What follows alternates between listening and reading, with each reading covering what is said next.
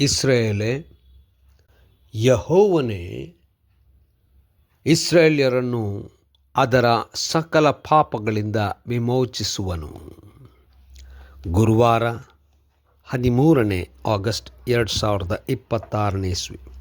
ಈ ದಿನದ ವಾಕ್ಯ ಧ್ಯಾನಕ್ಕಾಗಿ ನಾನು ಆರಿಸಿಕೊಂಡಂಥ ವೇದ ಭಾಗವು ದಾನಿಯೇಲನು 3ನೇ ಅಧ್ಯಾಯದ 27ನೇ ವಚನ. ಅಲ್ಲಿ ಕೂಡಿದ್ದ ಉಪರಾಜ, ನಾಯಕ, ದೇಶಾಧಿಪತಿ, ಮಂತ್ರಿಗಳು ಅವರನ್ನು ನೋಡಿ ಅವರ ಮೇಲೆ ಬೆಂಕಿಯ ಅಧಿಕಾರವು ನಡೆಯಲಿಲ್ಲ, ಅವರ ತಲೆ ಕೂದಲು ಸುಟ್ಟಿರಲಿಲ್ಲ, ಅವರ ಶಲ್ಯಗಳಿಗೂ ವಿಕಾರವಿಲ್ಲ, ಬೆಂಕಿಯ ವಾಸನೆಯು ಮುಟ್ಟಲಿಲ್ಲ ಎಂದು ತಿಳಿದುಕೊಂಡರು ಎಂಬುವಂಥದ್ದೇ. ಕರ್ತನಲ್ಲಿ ಪ್ರೀತಿಯುಳ್ಳ ದೇವ ಜನರೇ, ಶುಭೋದಯ.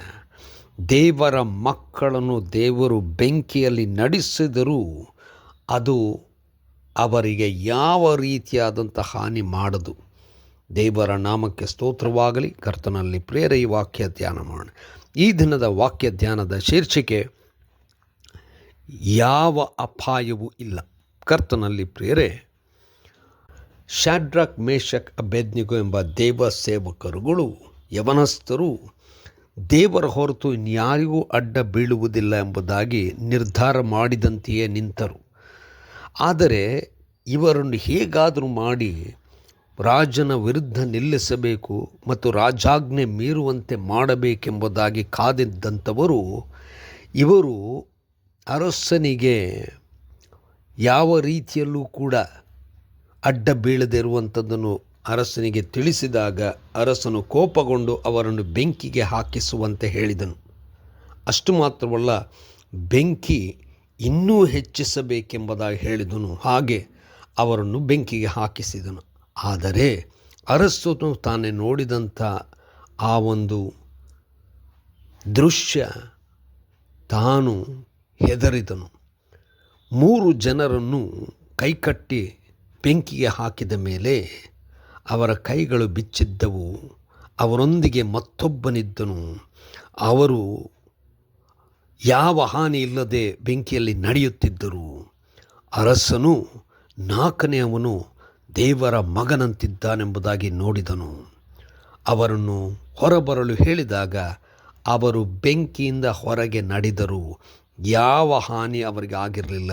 ಅಲ್ಲಿರುವಂಥ ಎಲ್ಲರೂ ಯಾರ್ಯಾರು ಇವರನ್ನು ಬೆಂಕಿಗೆ ಹಾಕಿಸಬೇಕೆಂಬುದಾಗಿ ಕುಯುಕ್ತಿ ಮಾಡಿದರೋ ಮತ್ತು ಅಲ್ಲಿರುವಂಥ ಎಲ್ಲ ಅಧಿಕಾರಿಗಳು ನೋಡಿದರೆ ಏನಂದರೆ, ಬೆಂಕಿ ಯಾವ ಹಾನಿ ಅವರಿಗೆ ಮಾಡಿರಲಿಲ್ಲ, ಮುಟ್ಟಿರಲಿಲ್ಲ, ಅದರ ವಾಸನೆಯು ಕೂಡ ಅವರ ಮೇಲೆ ಇರಲಿಲ್ಲ.